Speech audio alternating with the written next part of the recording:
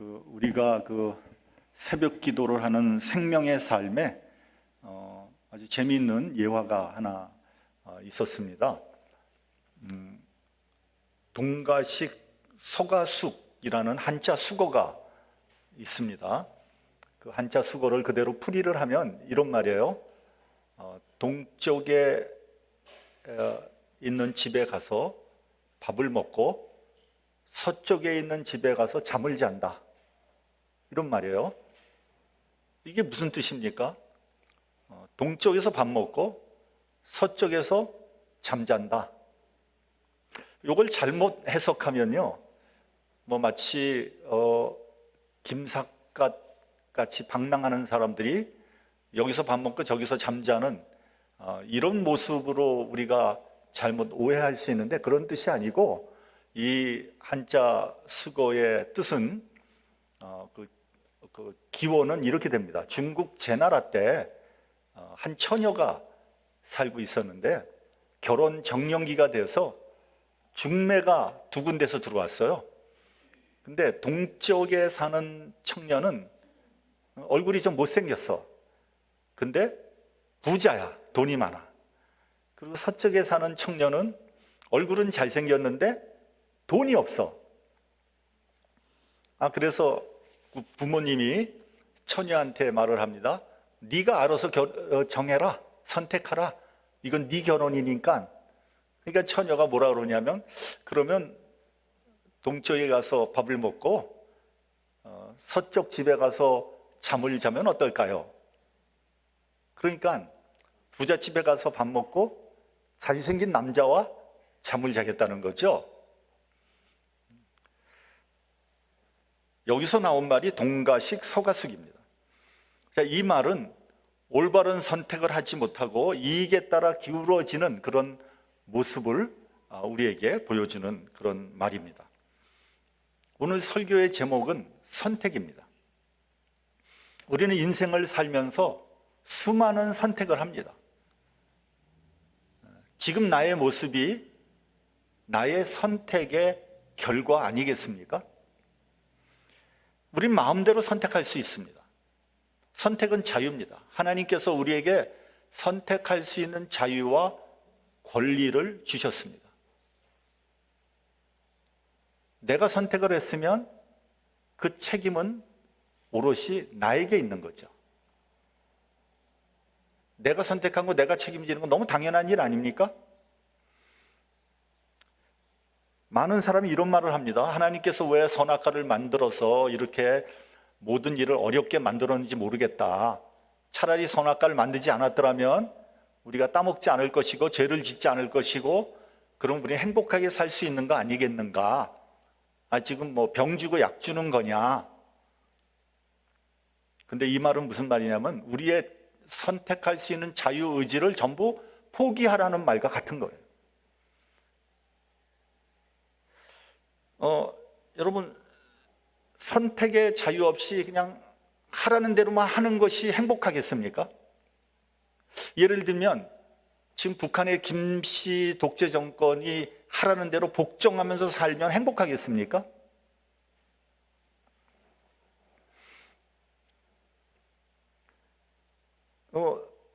제가 잘은 모르지만 북한 주민들 가운데서도 외부의 소식을 모르니까 북한이 세계에서 가장 행복한 나라라고 생각하는 사람도 있는 것 같아요.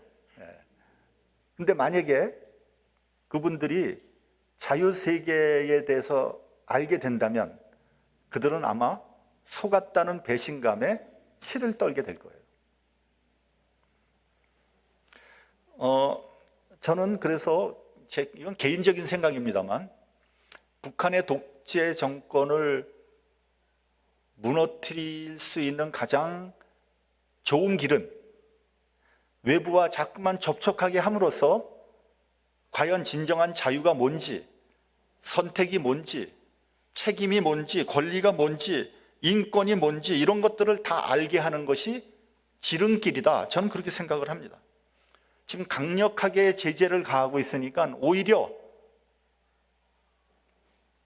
움츠려 들어서 문을 꼭꼭 닫고 있으니까 내부적인 결속이 점점 더 강화되는 것 같아요. 복음서를 보면 두 개의 문이 있다고 그랬습니다. 넓은 문이 있고 좁은 문이 있다. 우리는 이 둘 중에 하나를 선택해야 됩니다. 넓은 문으로 가면 편안하고 안락합니다. 그리고 많은 사람들이 그 길을 가고 있습니다. 좁은 문으로 들어가면 불편하고 고생스럽습니다. 그리고 적은 사람들이 그 길로 가고 있어요. 근데 예수께서는 어떤 문을 택하라고 그랬습니까? 어떤 문 택하라 그랬죠? 좁은 문을 택하라 그랬죠. 멸망으로 인도하는 문은 크고 그 길은 넓다고 그랬어요. 많은 사람들이 그 길을 간다 그랬습니다. 그러나 생명으로 인도하는 문은 좁고 길이 협착해서 그 길로 가는 사람은 적다고 했습니다. 어떤 문으로 들어가느냐에 따라서 우리의 인생은 완전히 달라질 거예요. 그리고 그 결과는 하늘과 땅만큼 큰 차이가 날 것입니다. 넓은 문을 선택하면 멸망의 길을 갈 것이고 좁은 문을 선택하면 영생을 얻게 될 것입니다. 당뇨병을 현대인의 병이라고 합니다. 그래서 우리 주변을 보면 당뇨병 걸린 분들이 굉장히 많습니다.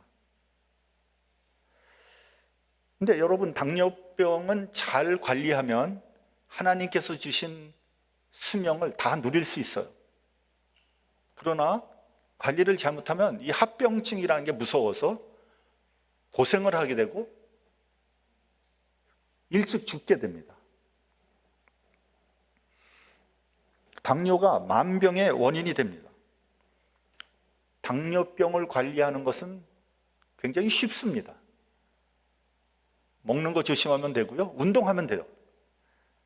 근데 말은 쉬운데 먹는 것을 조절하는 게 녹록지 않습니다. 먹고 싶어서 입에서 침이 도는데 그걸 절제하는 것은 또 상당히 어려운 일이에요. 옆에서 보는 사람도 안타깝습니다. 우리 교인들 중에 당뇨병 걸린 분들이 꽤 많이 있어요. 근데 이렇게 보면요, 단 것만 보면 먹고 싶어서 아주 환장을 합니다. 옆에서 말려도 이렇게 보면 기어코 먹더라고요. 먹으면서 또 변명이 많아요. 뭐라 그러냐면은 나는 당뇨가 잘 컨트롤 되기 때문에 난 먹어도 된다, 뭐 이렇게 얘기하는 사람도 있고요. 어떤 사람은 먹고 나서 약 먹으면 된다, 뭐 이렇게 얘기하는 사람도 있더라고요. 심지어는 뭐라 그러냐면요, 먹고 죽은 귀신은 때깔도 곱다, 뭐 이러면서 먹는 사람들도 있습니다.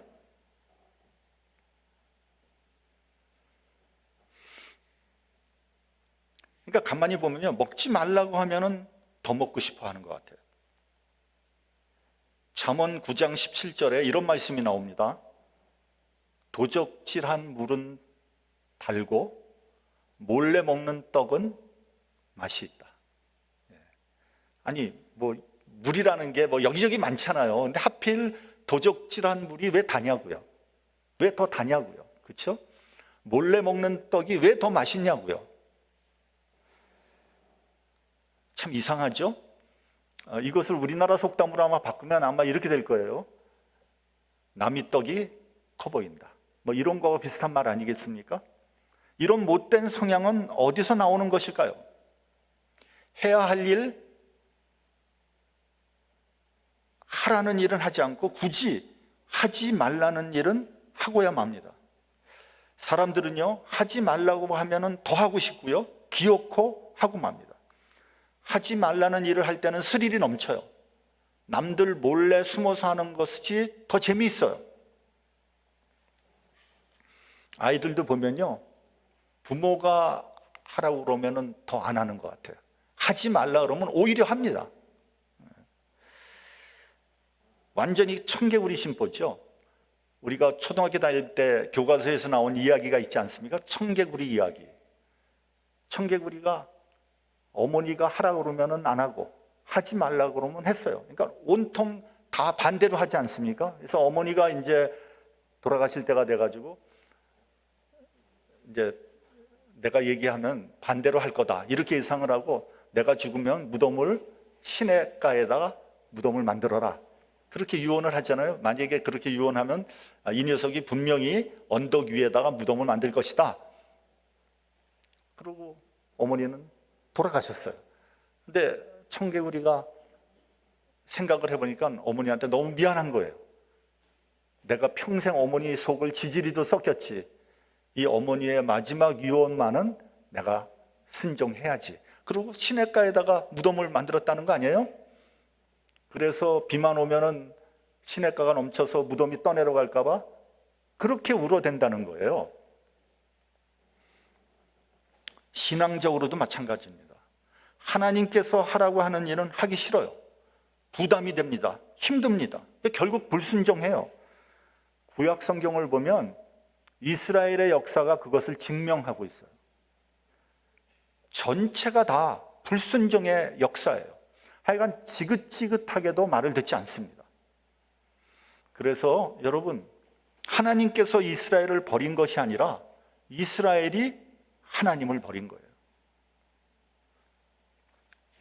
사무엘상을 보면 이스라엘 백성들이 사무엘에게 우리도 왕이 필요하니까 왕을 세워달라 그럽니다. 아마 이방 족속을 다스리는 왕을 보니까 보기 좋았던 것 같아요.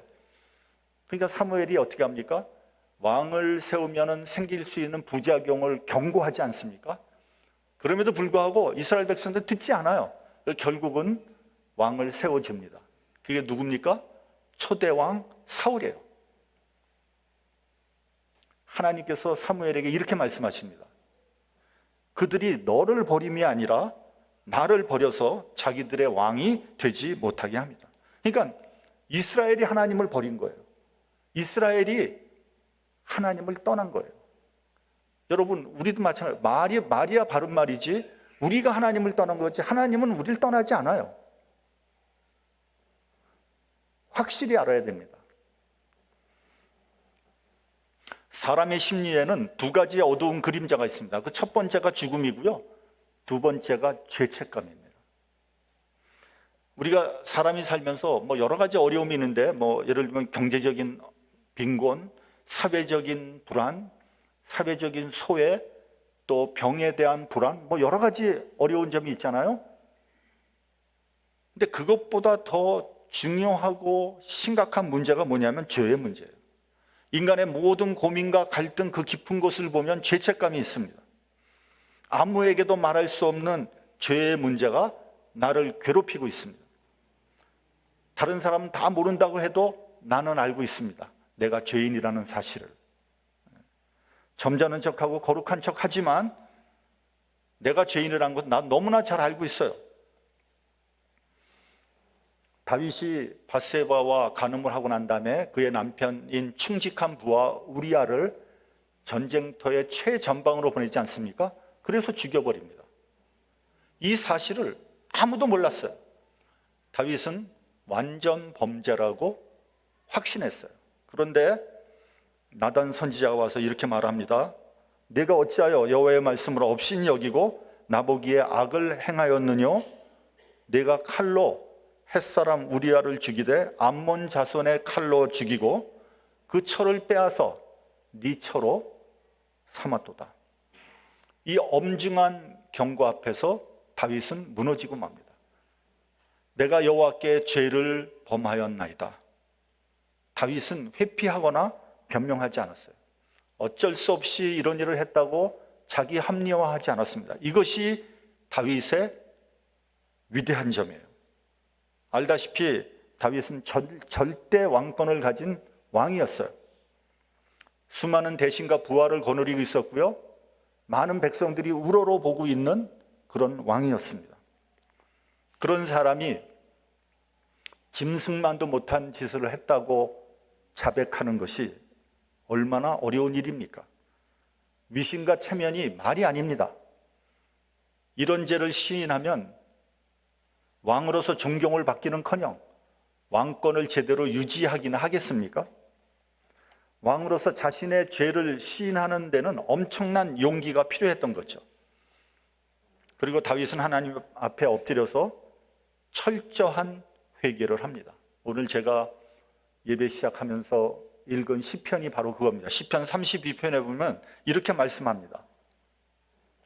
내가 토설치 아니할 때 종일 신음함으로 내 뼈가 쇠하였도다. 그러니까 그 죄를 혼자 간직하고 끙끙 앓고 있을 때 내 뼈가 녹는 것 같은 그런 괴로움 속에 있었다는 거예요. 그래서 허물의 사함을 얻고 그 죄의 가리움을 얻는 자는 복이 있다고 말한 겁니다. 여러분, 우리가 예수님을 믿고 은혜를 받으면요, 자유함을 얻게 됩니다. 내가 은혜를 받고 거듭나면요, 내가 자유해져요. 어디서부터 자유해지는 겁니까? 죄로부터 자유함을 얻는 거예요. 저도 옛날에 과거에 회개하고 은혜를 받으면서 제 심령에 자유함이 있더라고요. 왜 자유한지 잘 모르겠어요. 그 당시에 몰랐어요. 근데 너무너무 자유한 거예요. 너무 기분이 상쾌하고 마치 마음속에 무거운 짐을 내려놓은 듯한 그런 기쁨이 제 안에 있었어요. 그게 뭔지 잘 몰랐어요. 나중에 알고 봤는데 그게 죄로부터 자유함이었더라고요. 그리고 구원받았다는 것을 확신했어요. 죽었던 제 영혼이 살아나고요, 제 이름이 생명책에 기록되어 있다는 게 믿어졌어요. 참 희한한 일이에요. 제 이름이 생명책에 기록되어 있다. 그래서 이제는 죽어도 나는 천국 갈 수 있다. 이런 생각이 그냥 확신으로 와서 다가오더라고요.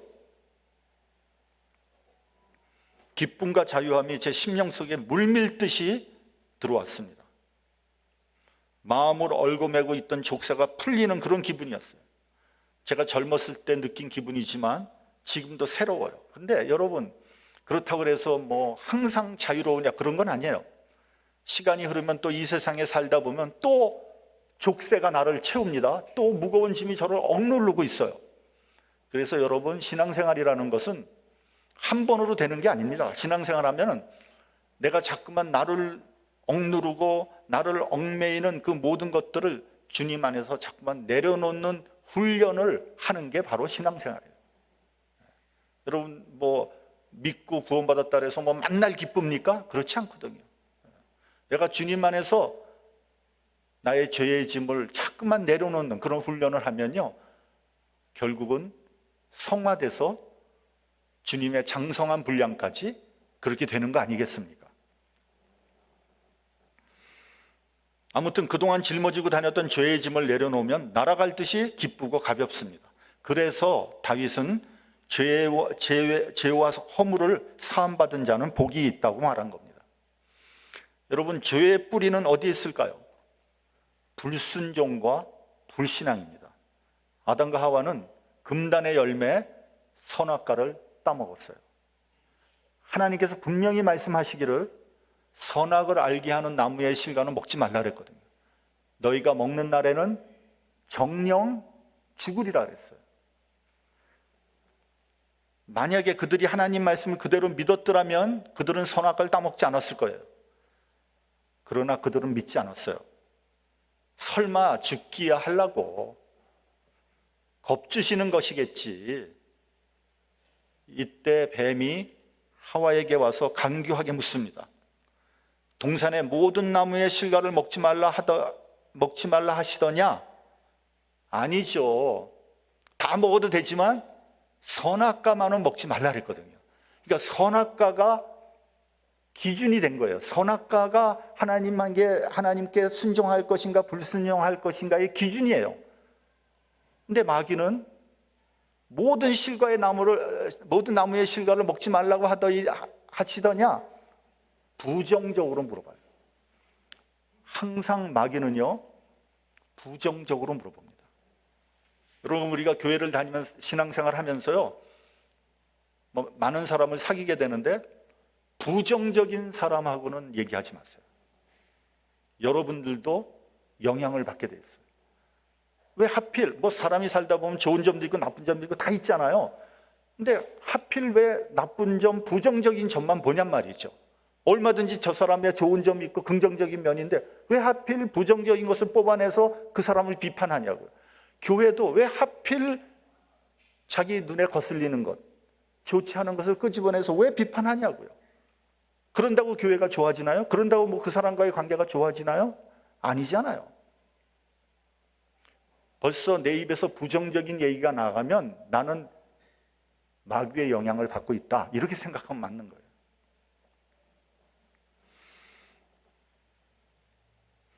어쨌든 그 먹지 말라던 그 선악과가 너무 먹고 싶었어요. 그러니까 하와는 이렇게 말합니다. 너희는 먹지도 말고 만지지도 말라, 너희가 죽을까 하노라. 이 말은요, 먹고 싶고 만지고 싶다는 거예요. 그리고 내가 죽을지 살지 잘 모르겠다는 거예요. 그러나 하나님은 먹으면 정령 죽는다고 얘기했거든요. 그 말을 듣고 그러니까 뱀이 너희가 결코 죽지 않을 거다, 결정타를 날립니다. 그리고 한 걸음 더 나가서 너희가 먹는 날에는 너희 눈이 밝아져서 하나님과 같이 될 거야. 그 말을 듣고 선악과를 보니까 도저히 참을 수가 없었어요. 우리 본문 6절 같이 봉독하겠습니다. 본문 6절.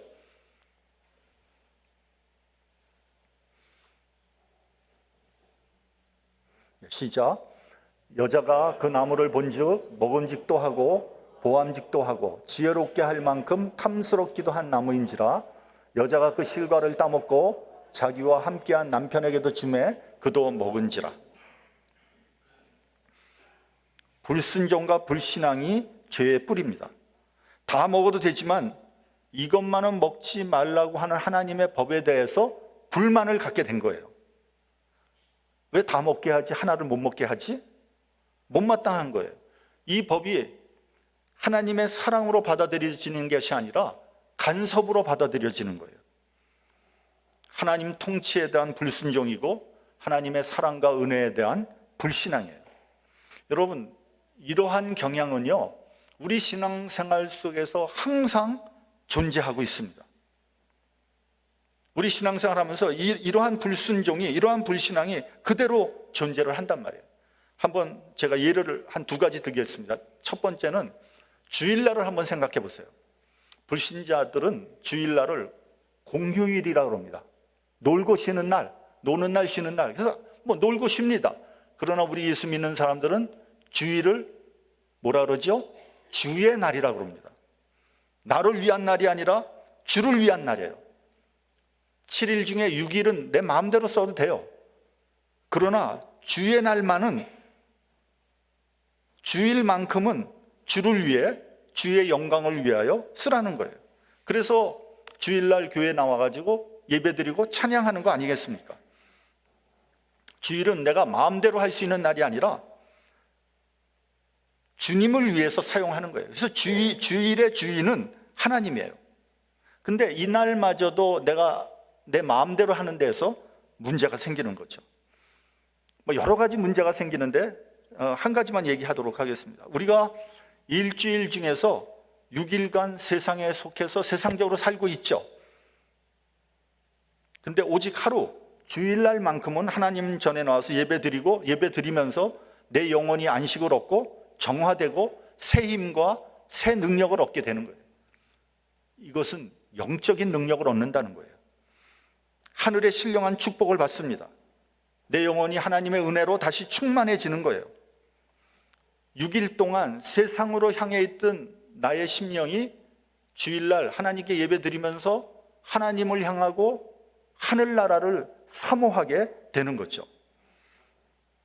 만약에 주일마저도 세상적으로 보낸다면 우리는 육신에 속해서 육신적으로 살아갈 수밖에 없어요. 우리에게 영적인 요소는 사라지는 거예요. 여러분, 육신적인 삶은요, 소망이 없는 삶이고 동물과 같은 삶이에요. 개돼지나 다름이 없어요. 삶의 의미가 전혀 없고요, 절망적인 삶이에요. 여러분, 우리가 이 세상에서 아무리 잘 먹고 잘 살고 뭐 부귀영화를 누려도 그게 무슨 의미가 있습니까? 거기에 무슨 소망이 있습니까? 절망밖에 없지 않습니까? 그래서 여러분, 주일이 부담스럽습니까? 그럼 그 영혼이 죽어버린 상태예요. 영적인 요소는 전혀 없는 거예요. 두 번째로, 여러분, 11조를 한번 생각해 보시길 바랍니다. 저는 우리 신앙생활에서 가장 큰 적은요, 물질이라고 생각합니다. 물질 문명이 발달하면 발달할수록 우리들은 하나님으로부터 멀어집니다. 여러분, 지금 미국을 보십시오. 유럽을 보십시오. 하나님으로부터 얼마나 멀어졌나. 지금 유럽 같은 데는요, 전체 인구의 3%만 정기적으로 교회에 나온다는 거 아닙니까? 이거는 거의 불신사회죠. 그래서 교회가, 그 큰 교회가, 그 아름답게 지은 교회가 팔려나가서 여관도 되고 술집도 된다는 거 아니에요? 제가 오늘 아침에 이렇게 유튜브에서 잠깐 설교를 들었는데, 그 목사님이 유럽에서 이제 목회를 하다가 한국에 들어왔어요. 근데 유럽에서 목회를 하는데 자기 옆 교회가 미국 교회, 아니 미국 교회 아니라 유럽 서양 사람 교회인데 교회당이 어마어마하게 아름답게 지어졌대요. 근데 거기다가 목사님이 교회를 반을 나눠서 반은 교회당으로 쓰고 반은 술집으로 쓴다는 거예요. 목사님이 그렇게 만들었다는 거예요. 그래서 왜 그렇게 만들었냐 했더니 유럽 사람들이 하도 술을 마시니까 술 먹는 사람들을 교회로 초청해서 전도하려고. 그 말이 됩니까? 그들이 얼마 후에 그 교회가 팔려 나갔다고 그러더라고요.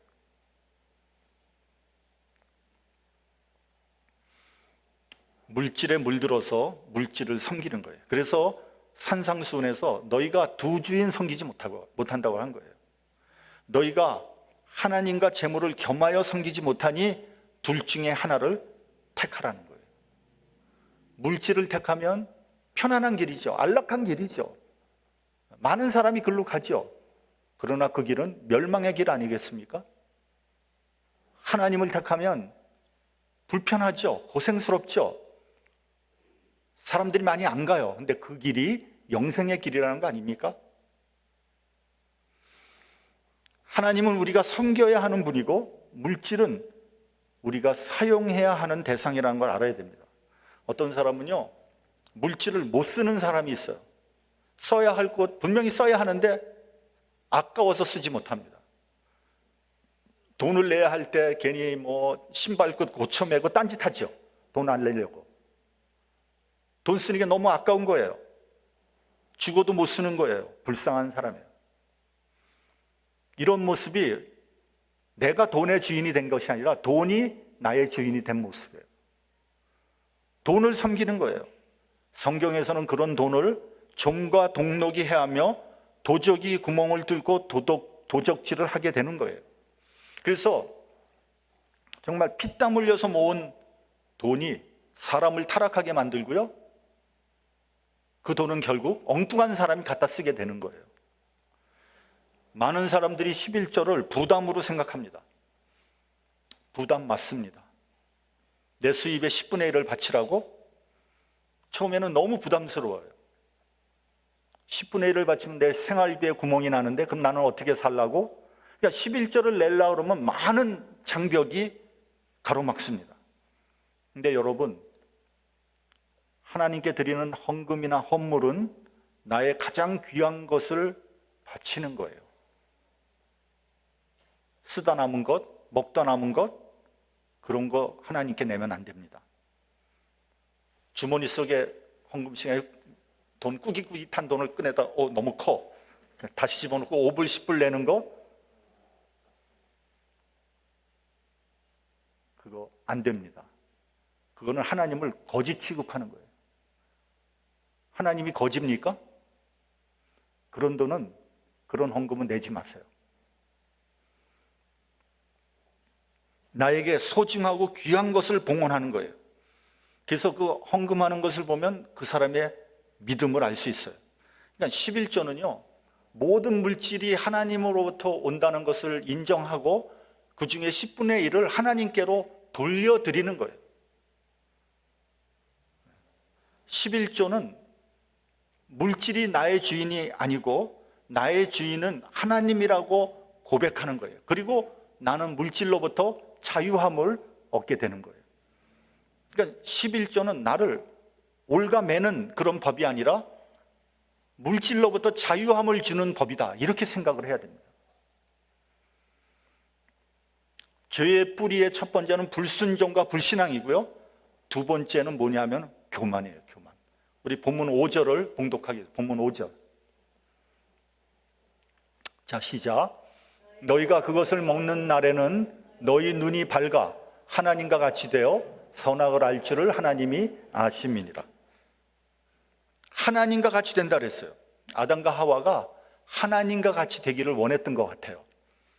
엄청난 교만이죠. 여러분, 인간의 교만의 끝이 뭔지 아세요? 신과 같이 되는 거예요. 신과 같이 되는 것. 인간이 신적인 존재가 된다는 거예요.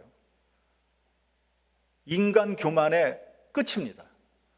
제가 고등학교 다닐 때 장학 퀴즈라는 그 TV 프로그램이 있었어요. 학생들이 나와서 퀴즈를 풀고 이제 제일 많이 맞추면 장학금 주는 그런 프로그램, 아마 여러분들도 다 아실 거예요. 근데 보통 이제 몇 명 학생들이 앉아 있는데 보통 아나운서들이 물어보거든요. 네 꿈 뭐니? 이제 꿈을 얘기하라 그런다. 근데 제가 이렇게 보고 있는데 한 녀석이 뭐라 그러냐면 네 꿈 뭐니? 그랬더니 저는 신이 되려고 합니다. 아, 이게 꿈이에요. 신이 되겠다는 거예요. 그래서 독재자들이 자신을 우상화시키는 거예요. 내가 신적인 존재가 되겠다는 거 아닙니까? 여러분, 그 신천지의 교주 이만희라는 자는 자기가 그리스도라고 하면서 자기는 죽지 않는다 그랬대요. 제가 보기에 지금 나이가 한 90 정도가 90이 넘은 것 같은데 제가 볼 거예요. 안 죽나 죽나. 근데 죽으면 또 딴 변명을 하겠죠. 불교에서 부처는 사람이에요. 신이 아니에요. 부처라는 말은 깨달은 자라는 뜻이에요. 각자, 깨달은 자. 근데 사람이지만 신적인 존재라는 거죠. 그게 부처예요. 니체라는 철학자는 자라투스트라는 이렇게 말했다. 독일어로 알소 스프라우 자라투스트라 이렇게 돼 있어요. 근데 그 책에서 신은 죽었다고 하는 충격적인 선언을 하면서 앞으로 슈퍼맨이, 그러니까 초인이 나타나서 인류를 구원할 것이다, 그렇게 주장했어요. 그런 이 책을 쓰면서 아마 이 책은 제5복음이 될 것이다. 우리가 복음서가 4개 있잖아요. 근데 이 책은 제5복음서가 될 것이다, 그렇게 주장을 했어요. 초인이 와서 이 세상을 구원할 것이다. 슈퍼맨이 나타날 것이다. 그래서 나타난 사람이 누구예요? 누구죠? 히틀러죠. 히틀러. 그래서 나타난 사람이 히틀러예요. 히틀러는 자기가 초인으로 생각했어요. 자기가 이 세상을 구원할 거라고 믿었던 것 같아요. 초인이 되려고 하다가 최악의 인간이 됐죠. 인간은요, 자기 주제를 알아야 합니다. 내가 아무것도 아님을 알아야 돼요. 주님이 아니라면 나는 멸망받을 수밖에 없는 존재라는 것을 깨달아야 돼요. 그래서 바울은 예수님을 알고 난 다음에 그의 모든 지식을 배설물과 같이 버렸다 그랬어요. 내가 아무것도 아니구나. 나의 나 된 것은 하나님의 은혜구나. 그렇게 주장한 거예요. 뭐 인간이 뭡니까? 아무것도 아니거든요. 하나님이 없는 인간과 동물 무슨 차이가 있어요? 아무런 차이 없거든요. 오히려 더 인간이 나쁘죠. 있는 대로 욕심을 부리니까.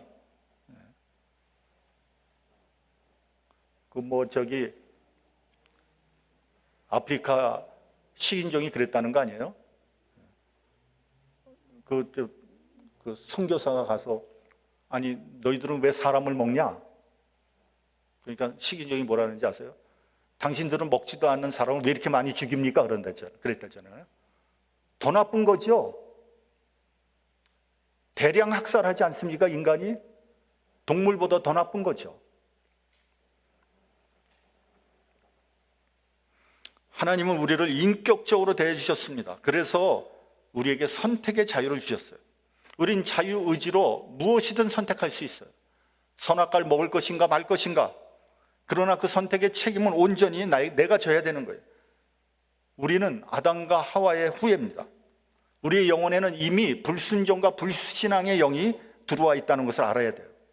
그리고 우리는 대단히 교만한 존재라는 것도 인정해야 됩니다.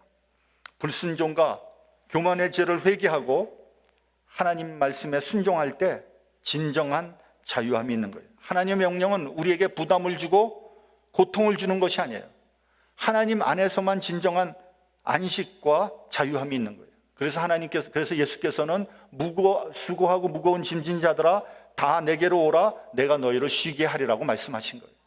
이게 바로 죄의 짐이에요. 이 짐을 빨리 하나님 앞에 내려놓는 사람이 안식과 평안을 누리게 돼 있는 거예요. 세상 짐을 내려놓고 주님 안에서 자유와 안식을 누리는 저와 여러분이 되시기를 주님의 이름으로 축원합니다. 기도하겠습니다.